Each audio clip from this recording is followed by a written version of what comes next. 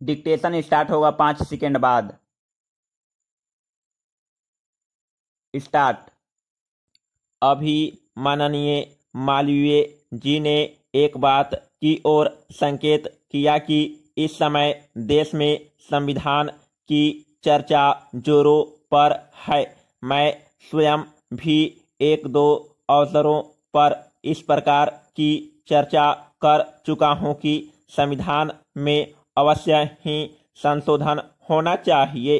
अभी कुछ समय पहले मैंने एक चर्चा की थी जिसको संक्षेप में फिर कहना चाहता हूं कि केंद्र सरकार को या केंद्र को मजबूत होना चाहिए।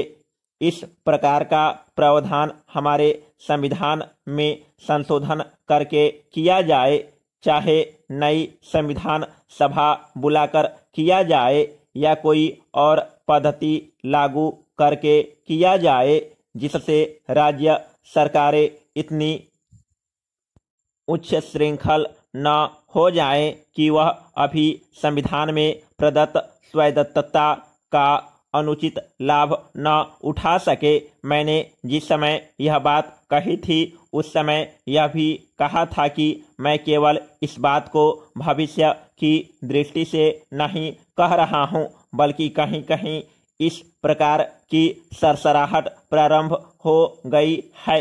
इसलिए मैं इस बात को आवश्यक मानकर कह रहा हूं कि इस देश को एकता के सूत्र में पिरोए रखने के लिए, देश की अखंडता को कायम रखने के लिए यह नितांत आवश्यक है कि केंद्र मजबूत होना चाहिए। राज्य सरकारें एकदम इतनी स्वतंत्र न हो जाएं कि केंद्र के निर्णयों की भी अवहेलना करती चली जाएं। उस समय मैंने कुछ उदाहरण भी दिए थे जिनको यहाँ दोहराने की आवश्यकता नहीं। इसी तरह से मैंने कहा था कि योजना तो केंद्र के हाथों में हो और बहुत सी चीजें जैसे अंतर प्रांतीय जल विवाद हैं, एक केंद्र के हाथ में रहें ताकि देश को केंद्र की दृष्टि से भी हानि न उठानी पड़े।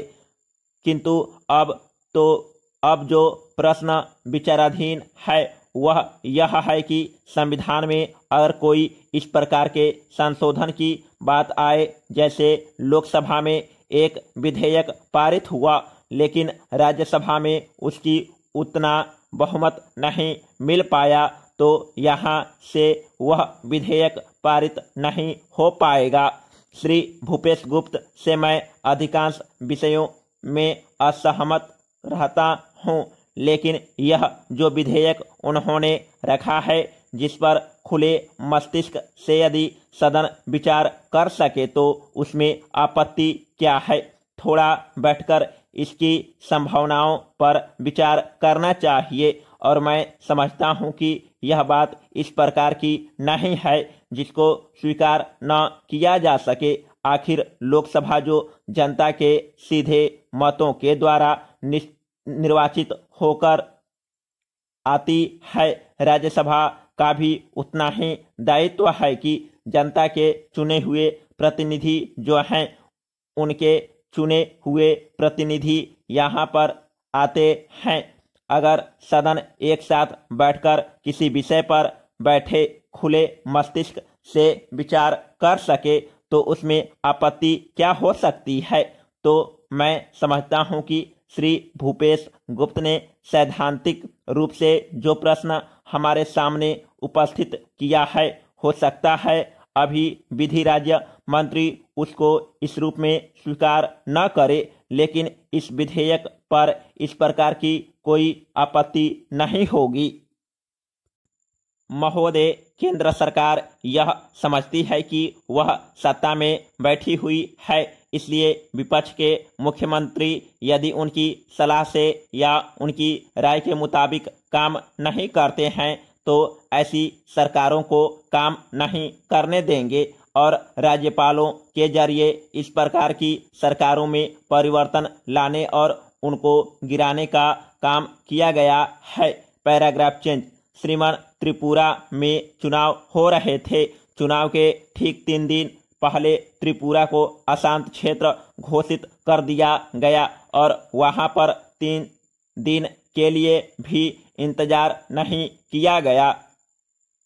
वहां के तत्कालीन मुख्यमंत्री का कहना है कि मुझसे पूछा भी नहीं गया, बिना मुझसे पूछे ही सारे राज्य को अशांत घोषित कर दिया गया है, वहां पर सेना भेज दी गई। इसका मतलब यह है कि जितनी भी लोकतांत्रिक परंपराएं हैं, जो भी लोकतांत्रिक मूल्य हैं, सरकार उनको मानना नहीं चाहती है।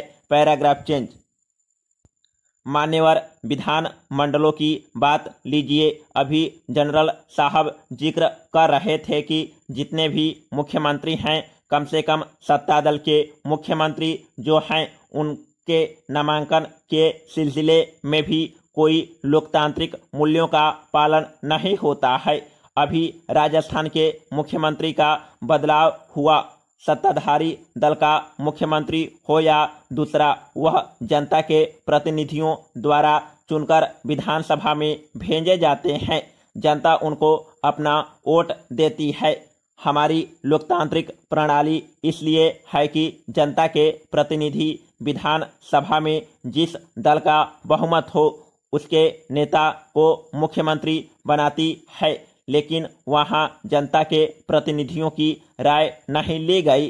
राजस्थान विधान मंडल की बैठक नहीं बुलाई गई। मध्य प्रदेश के विधान मंडल की बैठक नहीं बुलाई गई। कुछ विधायकों ने कहा कि उन्हें तो इस बात की जानकारी तक नहीं थी कि अगर किसी विधानसभा में 150 सदस्य थे तो वहां 40 भी सदस्य नहीं पहुंचे। इसका मतलब यह है कि हमारे यहाँ जो विधान की प्रक्रिया है, जो संवैधानिक प्रक्रिया है, उसके प्रति सरकार के मन में कोई आदर नहीं है।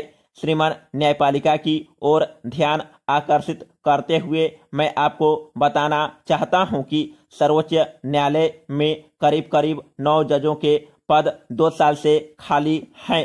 लोग सर्वोच्च न्यायालय में जाते हैं अपनी याचिका लेकर और अपने मुकदमे या अपील पर फैसले की प्रतीक्षा करते हैं। उनका ही फैसला करने में काफी विलंब होता है, तो इन 9 जजों की नियुक्ति कौन करेगा? यह तो जनता नहीं करेगी, वह तो राज्यसभा या लोकसभा नहीं करेगी। इनकी नियुक्ति तो सरकार को ही करनी होगी। यह काम तो प्रधानमंत्री का, गृह मंत्री का है और केंद्रीय सरकार में उसकी एक निश्चित प्रक्रिया है। लेकिन पौने 2 साल से सर्वोच्च न्यायालय में ये पद खाली रहे। इसका मतलब यह है कि सरकार की इच्छा है कि ऐसे जजों की नियुक्ति की जाए जो प्रधानमंत्री के प्रति उत्तरदायित्व हो, जो कांग्रेस पार्टी के प्रति उत्तरदायित्व बन सके।